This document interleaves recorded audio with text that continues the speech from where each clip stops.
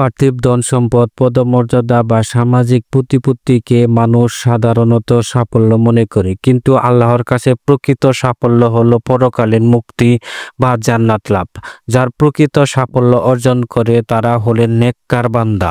পবিত্র কোরআনে আল্লাহ তাআলা বলেন, যাকে আগুন থেকে দূরে রাখা হবে এবং জান্নাতে প্রবেশ করানো হবে সেই সফল কাম। আর পার্থিব জীবন ছলনাময় ভোগ ছাড়া আর কিছুই নয়। নেককার বান্দাদের কিছু বিশেষ গুণাবলী রয়েছে যা তাদেরকে আলাদা পরিচয় দেয় এবং সর্বোচ্চ মর্যাদায় পৌঁছে দেয়। শিরক থেকে মুক্ত নেককার বান্দাদের সবচেয়ে বড় গুণ হলো তারা আল্লাহর সাথে কাউকে শরিক করে না। শিরক হলো সকল পাপের মধ্যে সর্বোচ্চ, যার ক্ষমা নেই। আল্লাহ তাআলা বলেন, নিশ্চয় আল্লাহ তার সাথে শরিক করার অপরাধ ক্ষমা করবেন না। অন্য সব গুনাহ তিনি ইচ্ছে করলে ক্ষমা করবেন। তাহাজ্জুদ নামাজের প্রতি যত্নশীল নেককার বান্দারা রাতের নীরবতা কাজে লাগিয়ে আল্লাহর সাথে সম্পর্ক স্থাপন করে। এটি আল্লাহর নৈকট্য লাভের গোপন মাধ্যম। পবিত্র কোরআনে আল্লাহ ইরশাদ করেছেন, যাদের পিঠ সজ্জা থেকে আলাদা থাকে তারা তাদের রবকে ডাকে ভয় এবং আশা নিয়ে। অশালীনদের থেকে দূরে নেককার বান্দারা অশালীন বা অপদস্থকারী মানুষের সঙ্গে বিতর্কে যুক্ত হন না।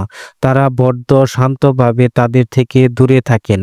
আল্লাহ তাআলা ইরশাদ করেন, যখন তারা অনর্থক কথাবার্তা শুনে তখন মুখ ফিরিয়ে নেয় এবং বলে, আমাদের কাজ আমাদের, তোমাদের কাজ তোমাদের, তোমার উপর সালাম।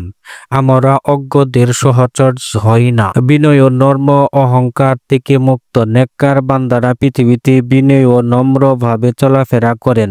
তাদের অন্তরে কোনো ধরনের অহংকার থাকে না। হাদিসে এসেছে, যার অন্তরে সরিষা দানা পরিমাণ অহংকার থাকবে সে জান্নাতে প্রবেশ করতে পারবে না।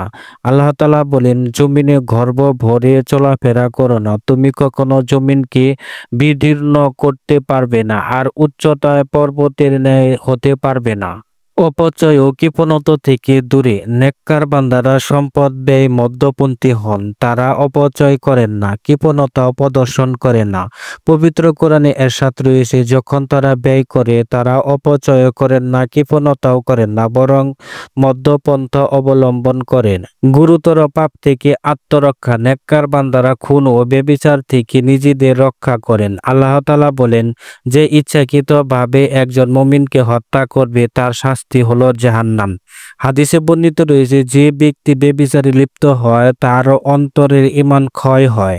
সত্যনিষ্ঠা, মিথ্যা ও গালগল্প থেকে মুক্ত নেককার বান্দারা সবসময় সত্য কথা বলেন এবং মিথ্যা ও অপবিত্র থেকে নিজেদের রক্ষা করেন। হাদিসে বর্ণিত রয়েছে, মুনাফিকের 3টি লক্ষণ: মিথ্যা বলা, ওয়াদা ভঙ্গ করা, আমানতের খেয়ানত করা। পবিত্র কোরআনে ইরশাদ রয়েছে, হে ঈমানদারগণ, আল্লাহকে ভয় করো এবং সঠিক কথা বলো।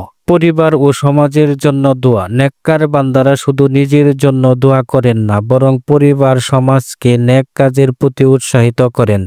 দোয়া করেন, হে আমাদের রব, আমাদের জন্য এমন স্ত্রী ও সন্তান সন্ততি দান করুন যারা হবে আমাদের জন্য চোখ জুড়ানো, আর আপনি আমাদেরকে করুন মুত্তাকিনদের জন্য অনুসরণযোগ্য।